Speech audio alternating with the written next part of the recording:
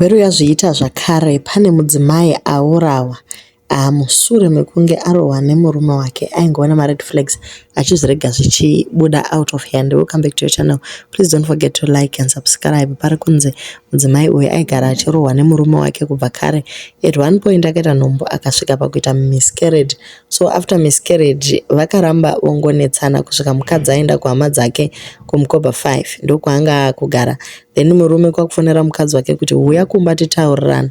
Vakabva vatanga kunetsana kusvika murume atora banga ndokubaya mukadzi. Imhikani zvinhu zvacho zvinorwadza.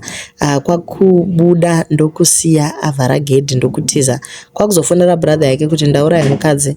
Brother yacho ndopayakamhanya kumba akatoita zvekujamba kuti apinde because gedhi rakanokwa. Ndopaakawana aiwa ropa rakazara mumba.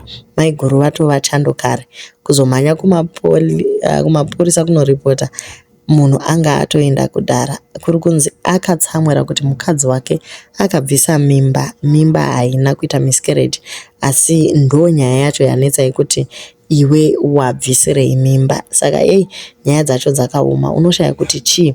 Vanhu vanofanira kuziva kuidentify mared flags. Kana zvaoma, please vanhu ngavasiyane nekudanana. Ngavatize neupenyu hwavo pane kufira mafufu segonzo, kufira kunzi ndiri misisi, kufira kunzi kwai inini am happily married. Iwe uchinatsoziva kuti hapana zvauri kuita.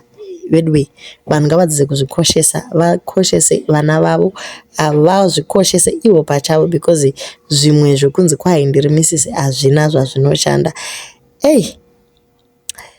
Kana wasiya unenge wodzokera kunotaurirana chii zvakare. Kweko kutaurirana kwacho kunoda kuti titaurirane tiri vairi. Kana ndamboenda kumba kwedu pamboitika violence hapana chatinotaurirana tiri tega.